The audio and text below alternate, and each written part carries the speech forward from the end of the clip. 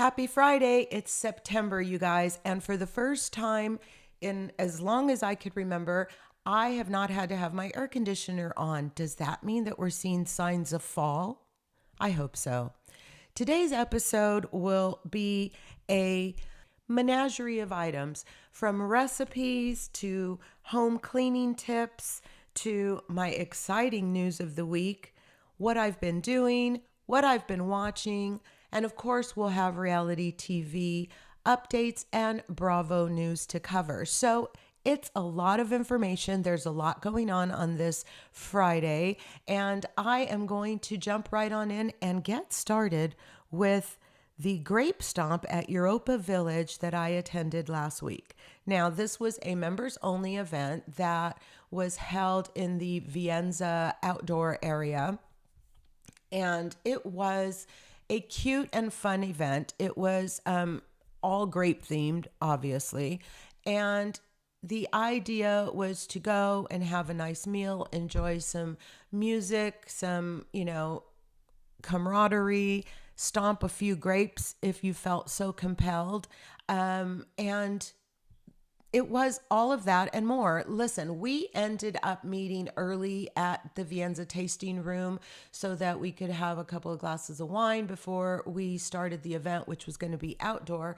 And before long, there was a full table worth of people that we were to be sitting with. So we joined this group kind of by happenstance, and I'll just leave it there. There's a funny story behind it, but no, you know what? I'm going to tell it. So my girlfriend, myself, and another gal did not want to sit with the group of people that we were sitting with. And sadly, they did not get the hint.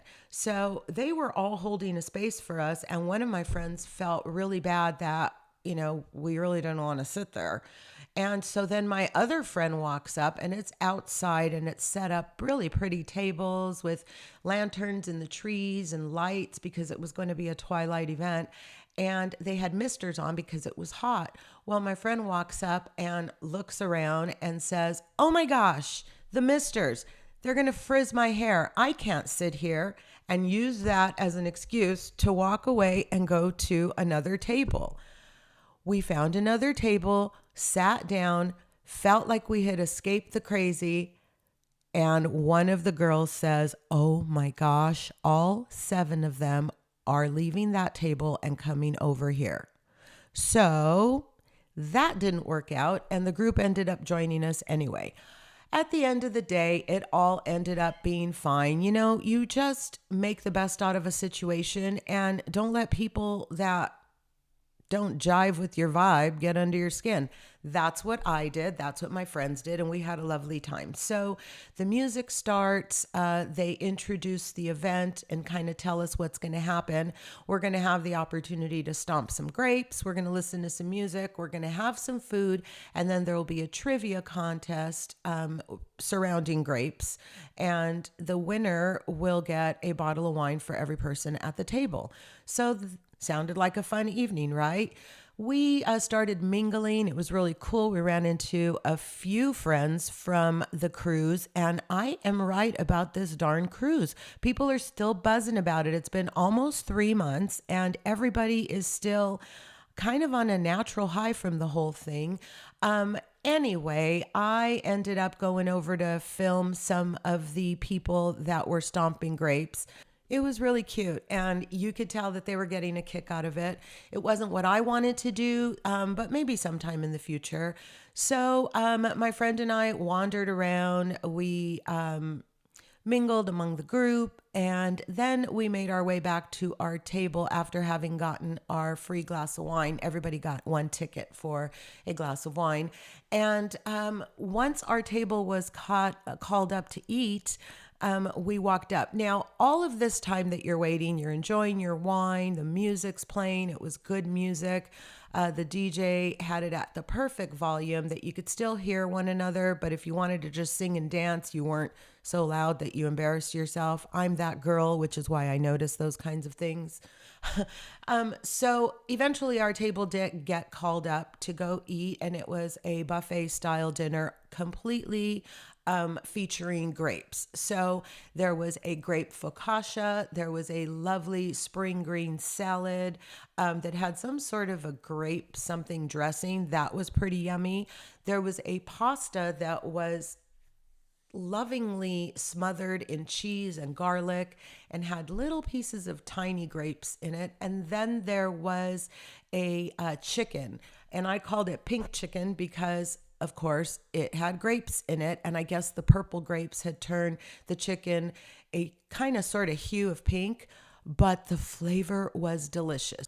The food was good. The immediate company was amazing. I was making a new friend, and these friends are all going to be on a trip that I'm going to at the end of this month. I'm going to Valle de Guadalupe in Mexico, and I'm very excited. It's for a weekend wine trip with the girls, and I can't wait. Of course, I'll cover it for the podcast. I will be taking my video and audio equipment with me so that hopefully we could get a few snippets and a couple of live interviews in the moment. That will be kind of fun. And we'll make a podcast episode out of it. Anyway, I'm making friends. We're talking. We're reminiscing and then just kind of enjoying the evening. And then the MC announces that it is time for the trivia. Well, the trivia is all surrounding wine. And I am by no means a wine expert. I wouldn't even call myself a wine enthusiast at this point yet. I would say I'm wine curious. I have purchased a wine refrigerator. I have purchased a beautiful wine decanter. I even have the brushes and the little palettes to clean. I have a gorgeous set of wine glasses, and I've kind of started my wine collection with a vengeance, but I am by no means an enthusiast. I mean, listen, I could finally tell the difference between a Sangiovese and a Petite Syrah, thank goodness. Well, honestly, I couldn't tell like if you showed me the grape. But if you showed me the glass of wine, I'd be able to probably tell the difference between a medium-bodied red and a heavier red. My whole wine experience was with white wines, so I'm new to this whole thing in general, but I'm having so much fun. Anyhow, we're going to that wine trip at the end of the month, and I'll tell you all about it. Let's go back to the Grape Stomp. Our table made it into the finals, and that was only because of one lady who was sitting at our table that I believe was from Huntington Beach. Shout out if you're listening. And she, it turns out, owned a wine bar. We also had a winemaker at our table, maybe an aspiring winemaker, but nonetheless, the moral of the story is I had no idea how to answer these questions. So if it weren't for the other people at our table, we definitely wouldn't have made it into the finals. Our table sadly didn't win, but we came close, so that was cool. After dinner, they had cheesecake. Guess what? It had a grape on top of it. Surprise! And they served coffee, and they were also serving grape juice from, it's harvest time, it's crush time in the valley, and they had just harvested some wine. I believe it was the day before, or even the day before that. But anyway, they had saved for the group at the Grape Stomp a bucket full of grape juice so that we could taste what this tasted like when it went into harvest. And then we could say we were there when it's harvested next year. And so it was so incredibly sweet. I had no idea that a grape could be so sweet. He told me, he being Paul, told me that it was more than 50% sugar by volume at this point. So it would be very interesting to see where we went with it. Now, whether or not this is going to be eventually, oak barrel aged, or if we're going to stick with stainless steel, who knows? I guess it depends on what the grape speaks to when it's ready. Anyway, that was kind of fun. That was kind of interesting. And aside from the fact that it just reinforced my friendship with friends that I'm already with, and made me very well aware of the fact that I have a really good picker about who I don't want to be friends with. It was an uneventful evening. We had a great time. I came home, 9 o'clock, and I was so excited, and I'm happy to announce it here that I was able to meet the executive chef. That's Chef Hani Ali, and he is the executive chef for Europa, but he is the executive chef at Bolero Restaurant, and I love Bolero. I eat there quite often, probably more than I should, honestly, but it's because I love the food. I love the fact that they change their menu quite frequently, and I just like the experience. Anyway, I met Chef Hani. We chatted very briefly, but then I was later told by my friend that Chef Hani agreed to come on the podcast and do an interview. You guys, he's a Michelin star chef. He's an executive chef at one of the most renowned wineries in the Temecula Valley.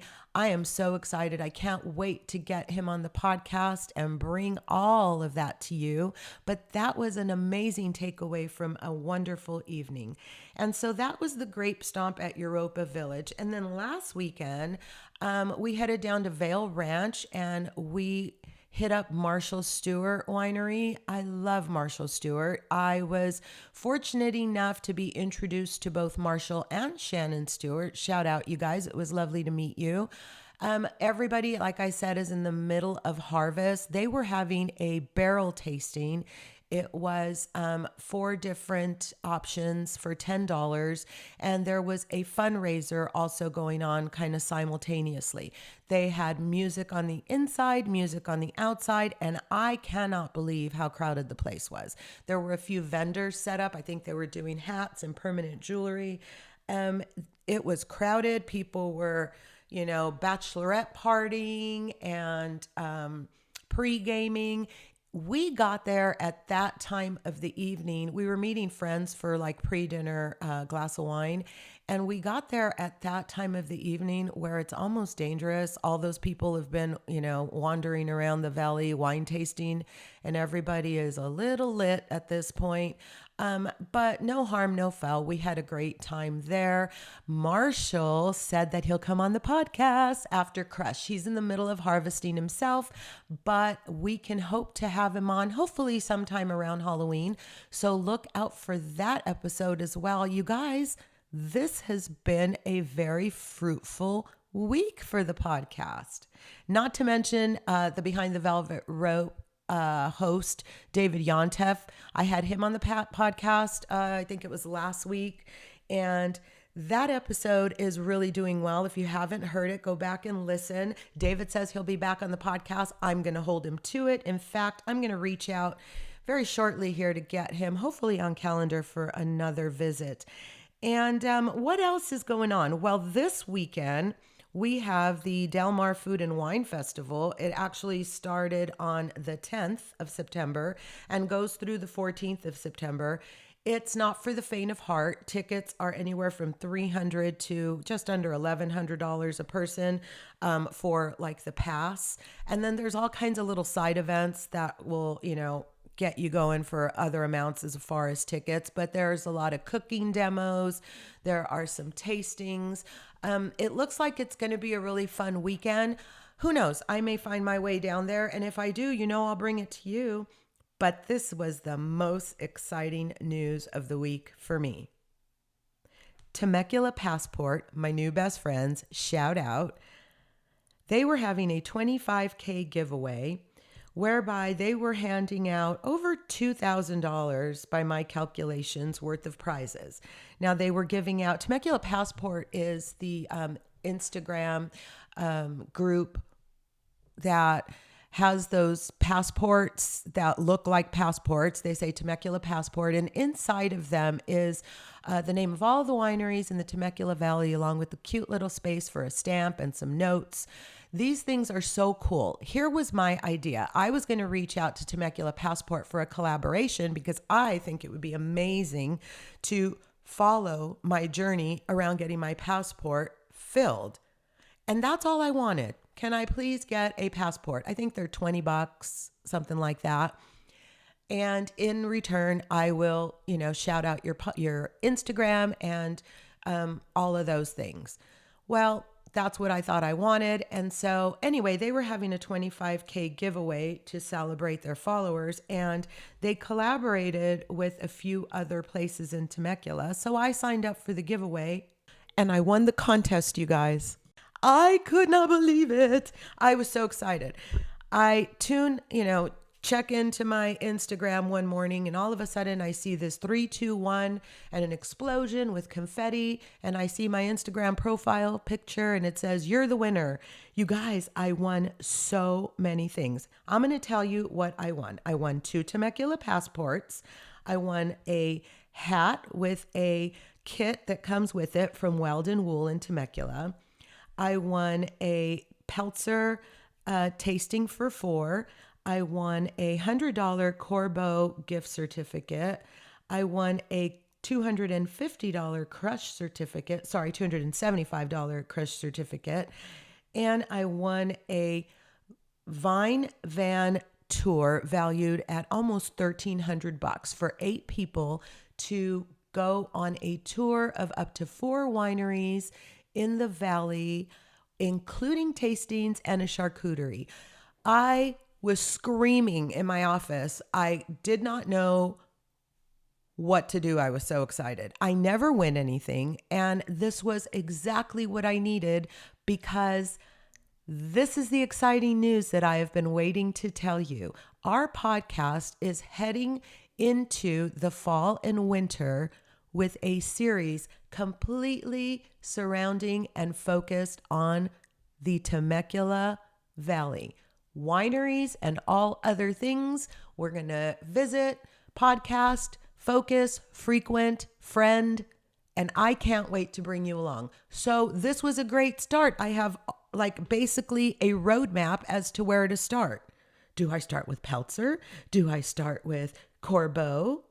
First of all, let me start with thanking all of you, and I will definitely tag you in the notes. So everybody show them some love and go visit these wonderful places that were generous enough to give your girl a happy moment and what is sure to be some really cool experiences in the near future. I'll be keeping you guys posted. Let me spend a moment giving you a quick home tip.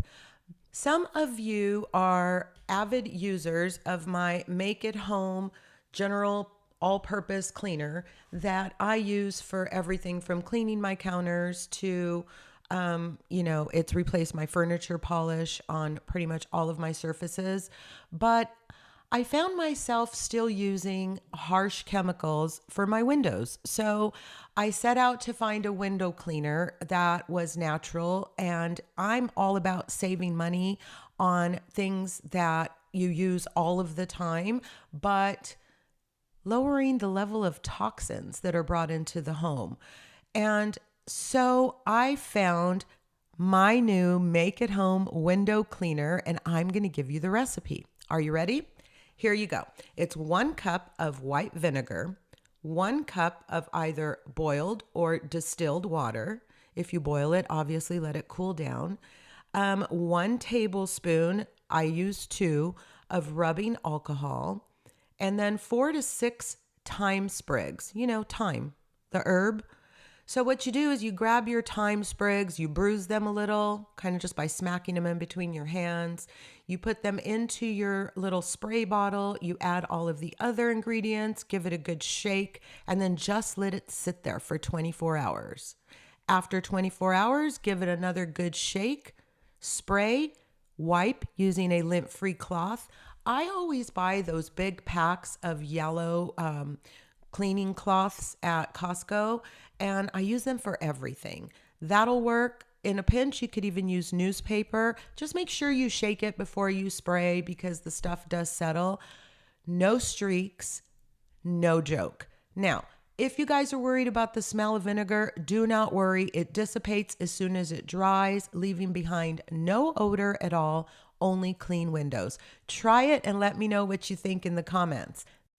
Moving right on along to reality TV and Bravo News. Let's talk Real Housewives of Orange County just for a minute, because everybody's kind of exhausted with this franchise at the moment.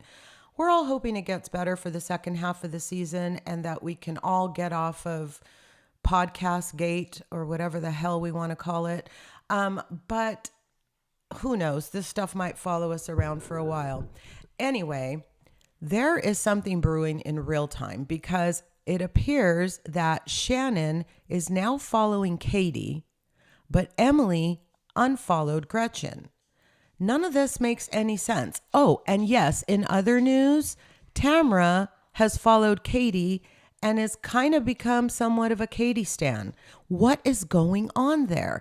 And then did you guys hear that some way, somehow, allegedly, it was Sheena who told Kiki Monique about the whole Gretchen naked wasted thing?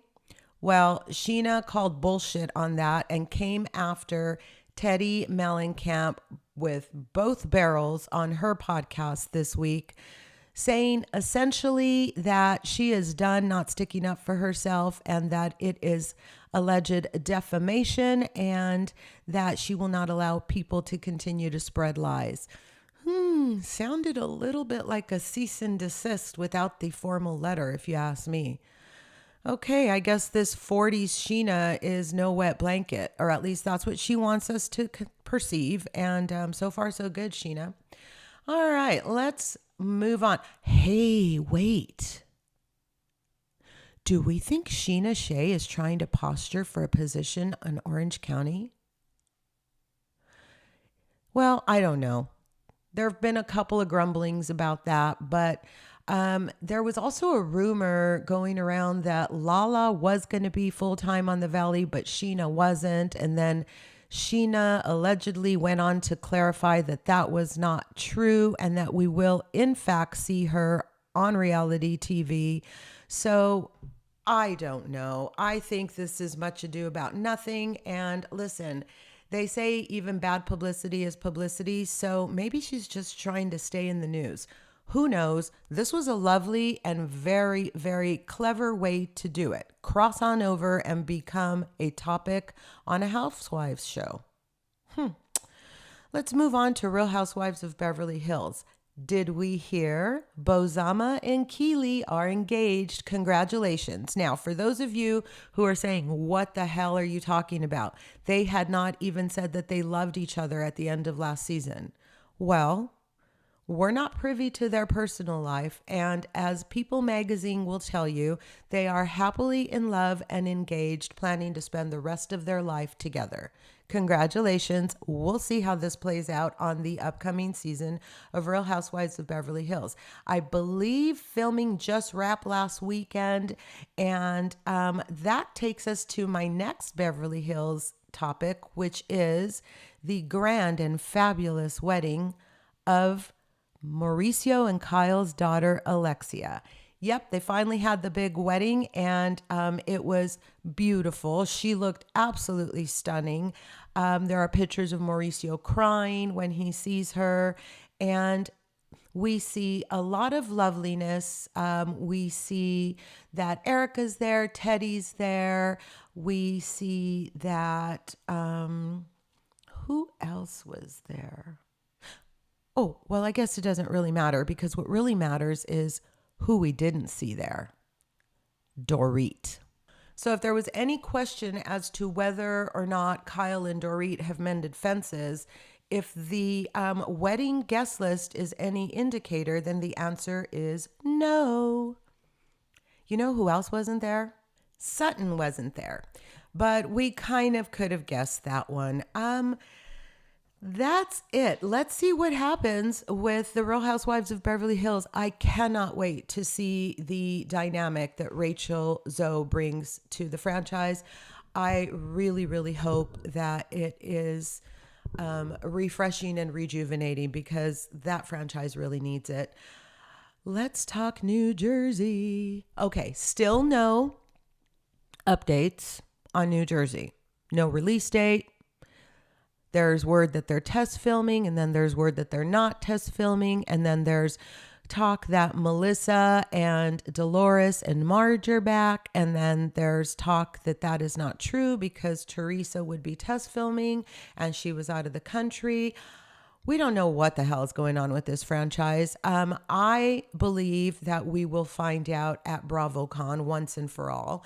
I'm quite certain that the franchise will be back in some capacity because otherwise, why are all these people at BravoCon? And I think that something is going to be announced with regards to Teresa, as my friend David calls her. Listen, I am not a Teresa fan. And I would be fine if I never saw her on TV again. But David, my friend from Behind the Velvet Rope podcast, makes a really good point. He said that he thinks that they might give them a spinoff just to kind of temper the tree huggers for a season, kind of like instead of ripping the Band-Aid off, let's give them a minute to take this in. And then the show's a dud, it gets canceled. And sorry, tree huggers, you just have to accept reality. Teresa is no more. That's his philosophy. I like it so far, but I'm still holding out to hear what's going to happen at BravoCon and why both Teresa and Louis are going to BravoCon. What in the heck is going on there? But this is what is completely flabbergasting to me. Is there a chance that Teresa may be moving to Miami and is posturing for a mojito? Now think about it. Teresa could fit in Miami. She really could. She's already friends with Alexia. Now they're both kind of apples, so that might be an interesting thing in that they may bump heads because they're very similar personalities. But I don't know. I think that it could be a good mix. It's all speculation, but apparently she was on the cover of a Miami magazine, and grumblings about town are that maybe that is her subliminal way of notifying us that she is making her way down to Miami. We'll see. I don't want that to happen. I like Miami, and I don't like the notion of Teresa coming there. So we'll see what happens at BravoCon. Let's talk about Atlanta. Well, it looks like the reunion looks are out. Did anybody like them? Crickets? Yeah. I'm going to hold off until I see them actually seated around Andy at the reunion, and I can get a full glimpse of how these dresses move and flow and hang on the girls. And because just from the screenshot, I don't know, they were doing that like yellow, lime green kind of chartreusey look.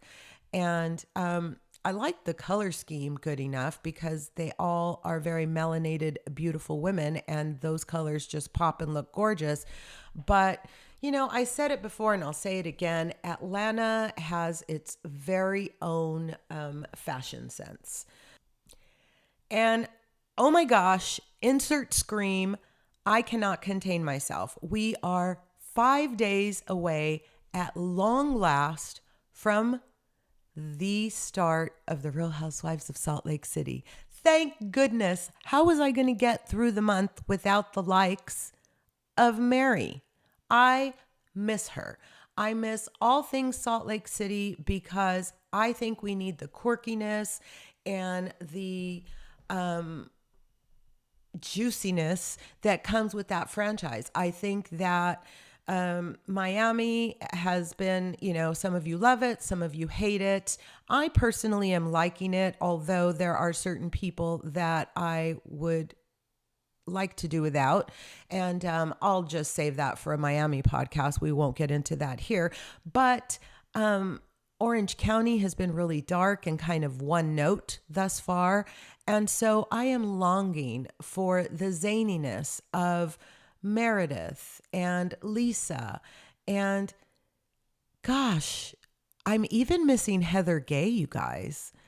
We will see what this season brings. I heard that there are some really juicy tidbits. There are going to be some turns of events that none of us see coming. And It wouldn't be Salt Lake City without that. So I'll be tuned in. And of course, we're going to cover it for the podcast. I am going to see if I can't reach out to a couple of people to come on as guests and cover it with me throughout the season. So yay, that's coming next week. And I can't wait. The Housewives drought is, it's giving little like rain bursts. In September, we're going to get Salt Lake City. And then in October, we get Potomac. And I can't wait for Potomac because apparently there are some very juicy things going on back there with some of the new people. We'll get into that at another podcast episode, but that's coming real soon too. And wouldn't be a Bravo update if somebody or something from the Valley didn't make its way into the news. Well, in very light and fun news, Michelle Sine has moved into her new place. I know that, and I told you guys that she and Aaron are no longer. I have no idea where she was staying in the interim, but it looks like she moved out and got herself a cute little place. And so congratulations to you, Michelle. I hope things are going well for you. In other Valley news, did everybody see the pictures of Brittany with her new beau in Mexico? And if so, did you guys hear about all of the drama and the beef going on now between Kristen and Gigi? Gigi from Shaws of Sunset and the upcoming Valley Persian style decided that she was going to comment on the Instagram post that was just a like, hey, we're on vacation, having the time of our lives post that Brittany had posted. And she essentially fat shamed her by making a comment about, is this a pregnancy announcement? Because the belly is bellying. Okay, first of all, it's 2025. Body shaming is so out. We just don't do that anymore. Shame, shame, shame on you.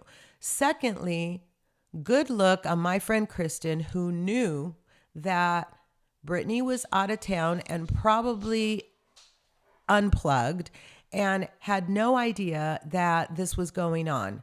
Well, I now heard on Brittany's podcast just this week that, in fact, she was unplugged, and it wasn't until she got on the airplane to come back home that she signed onto her Instagram and saw all of the drama that was going on. But my girl Kristen did not hesitate a moment to fire back on behalf of her friend. And of course, Gigi, wanting to take up the moment herself, fired right on back. So these two are now in a feud, and we'll see where it goes. I am team don't body shame. So I guess that makes me team Kristen, but I've been team Kristen for a while now. We all know that.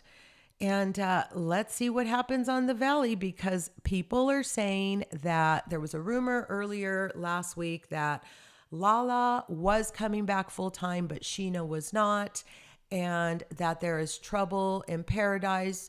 Even Sheena said it on her podcast. She was kind of disappointed that Lala didn't tag and flag and, post and all the things surrounding her book, because she said that's what friends do for one another.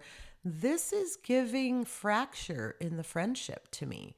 So Ocean and Summer are very, very close. And I would imagine and actually hope that the adults will be adults and let the kids continue to explore this beautiful friendship that they have, even if there may be trouble in adult land. Let's keep it away from the kids. While Sheena Shea fires back and says that the rumor about Lala being full-time and her not being full-time is categorically false. So we're just going to have to see what really happens with the Valley next season. I have it on a couple of inside tips that they're both going to be on. Whether or not they'll be full-time, in my opinion, it depends on what they give during filming and what the producers decide to do with editing, who ends up being a main cast member and who ends up being a friend of. We'll see. I'll be there. Hopefully it won't be as dark as season 2 of The Valley, but in listening to everything that I've heard from anybody who is speaking in the Valley camp, they know it was a dark season and they know that that's not what we want more of. So let's hope that the message has gotten through loud and clear. All of these things are amazing for the upcoming BravoCon. If you haven't gotten your tickets yet, I believe there are still a few tickets available. For sure, you can get them on the secondary market, but you're going to get, robbed blind. The tickets were pretty expensive to begin with. I have mine and I'll be there. I'll be podcasting live all weekend from BravoCon. We're going to put together a couple of get-togethers. So if you guys want to all meet up and have a powwow and discuss all things Bravo, feel free to hit me up in my DMs. Let me know you'll be there. And we are going to be setting aside a venue to all meet and have a couple of cocktails, maybe some bites, and just have a good time and talk Bravo. I'm also working with a top podcaster to perhaps have a collaboration and do some live segments from BravoCon. And if we can make that work, that'll be so much fun. I'll tell you a little bit more about it when I have it nailed down. For now, I can't wait for BravoCon. Now, you guys, BravoCon is expensive. There are a lot of moving parts. And it takes a lot, I imagine, to put this on.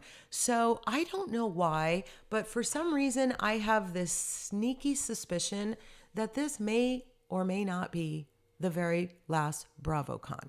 I wasn't going to go because Bravo is not as high up on my list of priorities as it was in 2023 when we had Scandival and all the things going on in the Bravoverse. I mean, it was crazy. There were so many different moving parts. But 2025 has been kind of a anticlimactic year for the Bravoverse. And if you ask me, I don't know that there will be room for BravoCon after this year. So, I mean, I'm hoping there will be. I don't want to have to pay for my tickets ever again because they're expensive. So hopefully if there is another BravoCon, by then I will have a press pass and we will be able to come to you from a different angle. But I'm happy to pay for my ticket and bring you all the juice for now. And I want to be there just in case this is the last BravoCon. There promised to be a bunch of announcements. I mean, what's going on with Next Gen? We know we have spinoffs. Are we going to hear about it there? What about the Real Housewives of Rhode Island? Everybody knows that show is solid and filming, and I'm sure we're going to meet the cast there. Are we finally going to have the mystery revealed about what's going on with New Jersey? And will there or will there not be a New York? Will we know about it during BravoCon? Listen, if we don't get answers, we are for sure going to get a lot of questions. So hopefully they are ready to give us some sort of clarity on these issues. I will be there. I will bring it all to you. Let me know if you're going to be there and we'll talk all about it. There are other things going on in the reality news world. For example, did you know that Taylor Frankie Paul, Real Lives of Mormon Wives on Hulu is the next Bachelorette? Now, it makes sense. Hulu is owned by ABC. Bachelorette is an ABC show. They needed another Bachelorette. Taylor Frankie Paul promises to bring more ratings and all of the Mormon wives viewers over to the Bachelorette franchise, which is struggling, so could use any oxygen it can get. But it's the first time that I can remember that we have a Bachelorette that is that has more than one child. And I'm curious to see how this all plays out. Far as I could remember, it's also the first Bachelorette that is LDS. So we'll see how that turns out. I watch Bachelorette and Bachelor, but not religiously. So you may or may not get some recaps or updates from time to time, but probably not going to be the podcast to tune into if you want a blow by blow of what's going on over in Bachelorette Town, because it's just not how I roll. In other news, Hunt for Love's Colt Johnson. Now, if you listen to the podcast, I covered the Hunt for Love 90 Day Fiancé spinoff, and it just finished. And during the show, Colt had a bad fall and had to have surgery while in Mexico and on the retreat. And that was kind of what led Courtney, who ended up leaving the retreat with him, and they are still apparently a couple. That's kind of how she latched on, because, you know, she felt bad that he had gone through this. Well, apparently he just had last week a traffic accident, automobile accident, sorry. And he got hurt. He hurt his leg again. So this guy is not having a good go at it with that leg. Gosh, Colt, I wish you all the best. I hope you are on the mend and are better soon. Now, speaking of 90 days, is anybody watching 90 Day the Other Way? If you're not, you have time to jump right on in. It just started, and there are a lot of people who say that the 90 Day franchise has jumped the shark, that this series has seen its better day. You guys, I don't agree. I think The Other Way, at least the first episode that I saw, was really interesting. There is this one couple. The girl is a plus size, like, lingerie model in LA. She is originally from Paris, France, and she is married to a guy from Corona, California. They have a baby, and life is lifing and giving them some challenges. He's a stay-at-home dad, and the pressure of it all has gotten to mama. So they are going to up and move to Paris, and this storyline looks really interesting. And then we get to see the return of Jenny and Samit, which I love these two. I know it's been forever, and they've been featured in the 90 Day franchise for years and years and years. But this season, they move in with Sumit's parents, and the drama that is going to unravel, I can't miss it. I think you guys need to be there for it too. I am very likely going to cover this one for the podcast, and we'll see. The other thing in the 90 Day zeitgeist is, does everybody remember Sarper? Yeah, you remember Sarper. Well, you guys, he's doing a comedy circuit. Now, it started off kind of as a joke, and we saw him on last season of Happily Ever After with Shekinah, and he was trying out his comedy at the Comedy Store in LA. This guy is traveling the country legit, doing comedy segments, or for sure he's not doing a whole show, but he's doing like 10 to 15 minute snippets of his comedy. And it must be taking off because people are going and he's getting booked. I see that he's booked in San Diego, and then he's coming back to LA. I believe he was going to be somewhere in Florida. So good for you, Sarper. I mean, listen, the comedy that I heard him share with us, not worth going to. But it might be fun to just get out and meet the guy. So who knows? Maybe the podcast will head out to the comedy club and listen to the antics of Sarper and his wife, Shekinah. And also of the 90 Day zeitgeist, Veronica, ex-girlfriend and best friend of our dear friend Tim, got engaged in Paris to her boyfriend on her 40th birthday, and she could not look happier.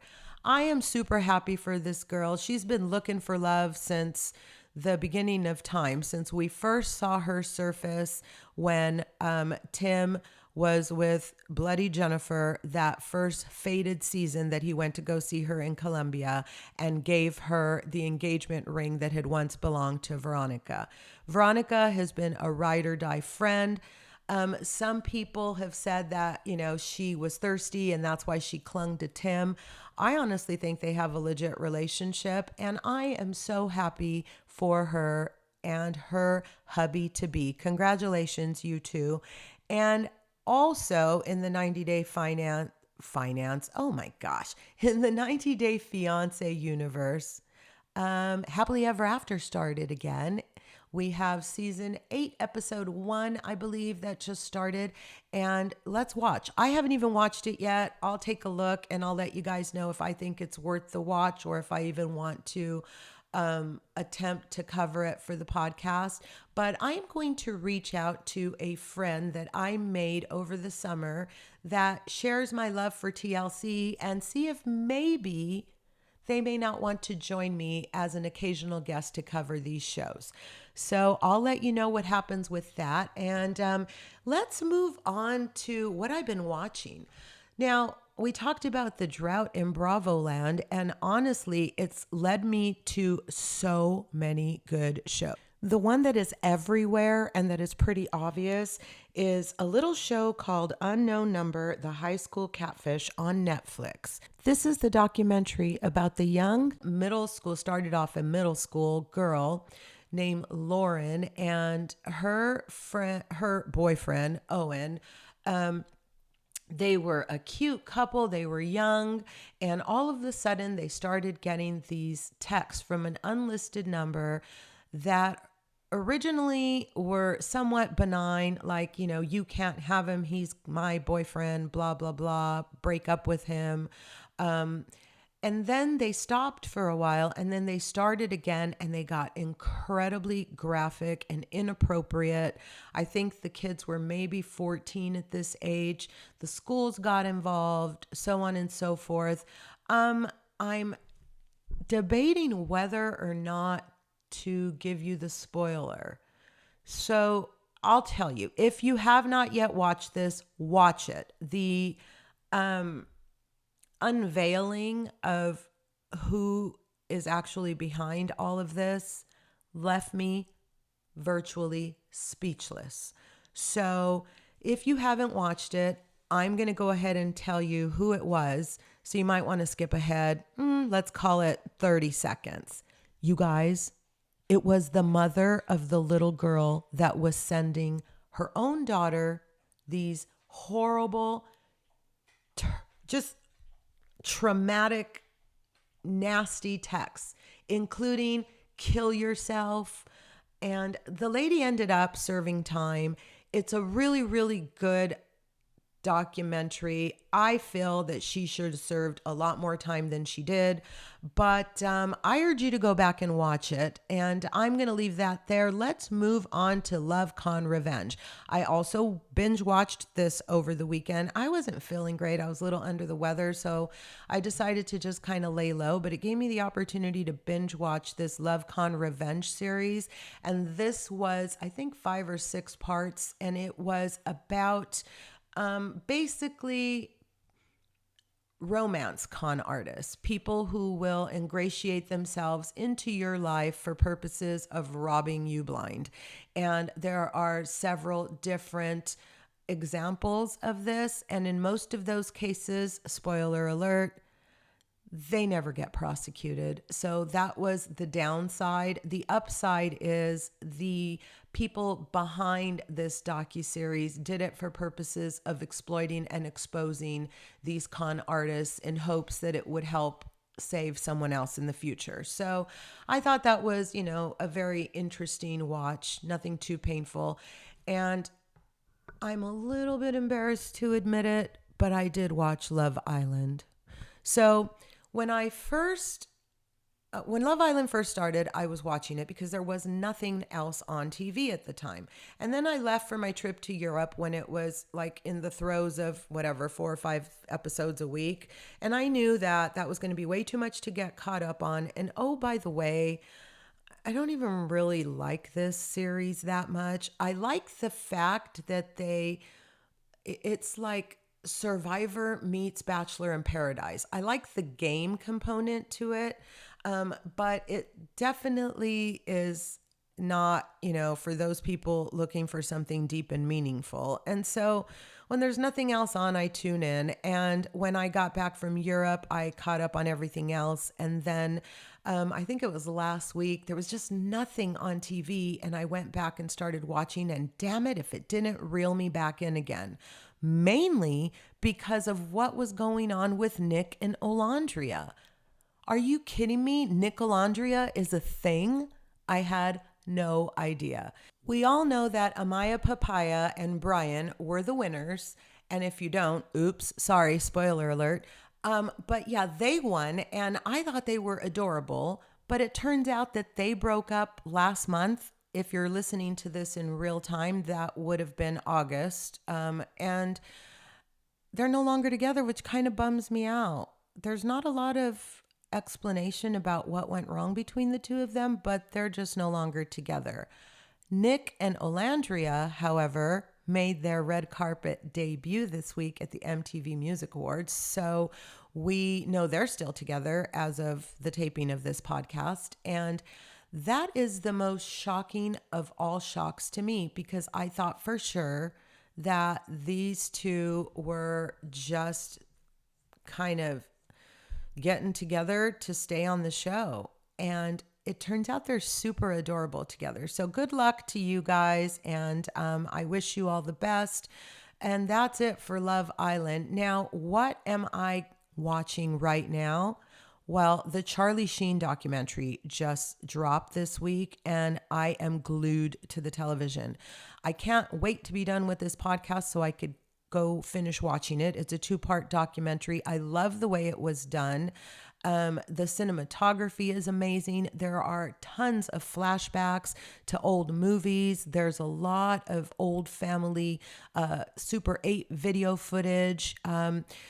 Emilio Estevez and Martin Sheen did not participate in the documentary, but brother Ramon did, and we do see Denise Richards, and we even see Heidi Fleiss make an appearance. So I think it's amazing. I think it's very well done. And when I was asked to select thumbs down, thumbs up, or 2 thumbs up from Netflix, I was looking for a place with 3 thumbs up, because why don't we have more of these, like, where are they now things? We have that entire segment of society, the Brat Pack, even though they hated being called that, group of kids, you know, the Nick Cage, the Rob Lowe's, the Charlie Sheens, the all of them, they were all part of this very unique moment in time, and all of their lives took very different paths. It'd be pretty cool to see some of them on these documentaries. I'm just saying, Netflix. Well, I can't wait to get done with this so I could finish watching that. And everybody keeps telling me to go watch Gilded Age. I'm not a real period piece person, but I did love The Crown, and I absolutely love The Notebook. So what I hear is this is like a period piece housewives show. So I'm going to give it a shot. I'll let you guys know what I think, and if I get anywhere past, episode 1 or 2. And then finally, there's a lot of buzz going on about the Amanda Knox documentary, which I believe this is coming from her perspective. So I may or may not give it a watch. For some reason, this story just doesn't draw me in like all of the others. If you watch it, drop a message in my DMs and let me know what you think and if you think it's worth my time to watch. I am going to end this episode with 2 quick recipes that I've made over the last week that I am very happy with. The first one is a lovely fall salad. It's super easy. And I made this salad because I saw some beautiful golden beets at Sprouts. So I grabbed 1 bunch of golden beets, wrapped in tinfoil, baked at 375 for 45 minutes or until soft and easily peeled. 1 bag of baby arugula, washed, drained, of course, and rinsed. And I used some feta cheese, balsamic vinegar, and garlic olive oil. Now, all I did was roast the beets, cut them into quarters. I lined a beautiful little plate with some arugula. I put the beets around it, sprinkled it with some crumbled feta cheese, drizzled balsamic vinegar, a generous helping of garlic olive oil, a good amount of salt and pepper, and it was a lovely salad with a steak, with some chicken. This would be really nice with pretty much any sort of a red meat. Honestly, the next day I threw in a couple of pieces of chicken and I ate it as a salad, what was left over. So if you like beets, you can do it with gold beets, red beets. It's a nice fall salad and it was really easy and it plates very pretty, so it looks really impressive to your friends. And very quickly, my favorite recipe of the week is my fancy tuna sandwich, also known as the pan bagnat. And I'll put the recipe for this in the notes. It is a fancy way of saying tuna sandwich. Well, I'll give you the recipe here real quick. First, you make a tapenade. And if you don't know what a tapenade is, it's like an olive salad. So I used a cup of Kalamata olives, pitted, of course, a half a cup of Castelvetrano. I think I said that right. Olives. Those are the really light green ones. A half a cup of fresh parsley leaves. You could use curly. I used Italian flat.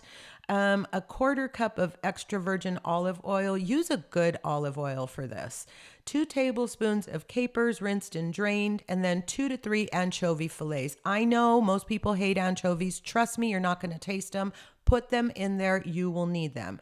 And then 2 cloves of garlic.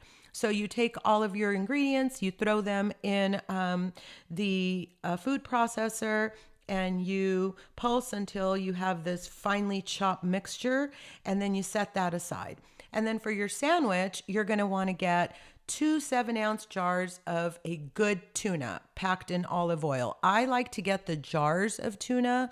They're a little bit more expensive, but you know where the tuna came from.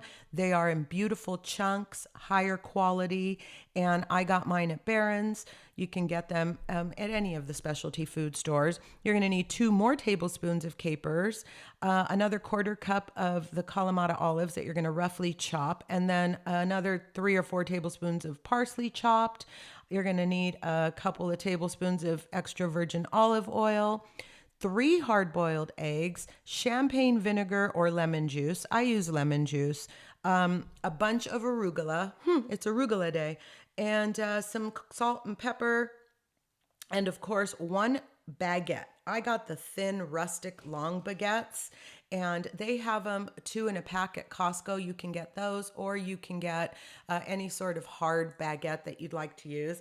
And it's really easy to put together. All you do is drain the oil off from the tuna, throw the tuna into the bowl, stir in the capers, the olives, the parsley, and the olive oil.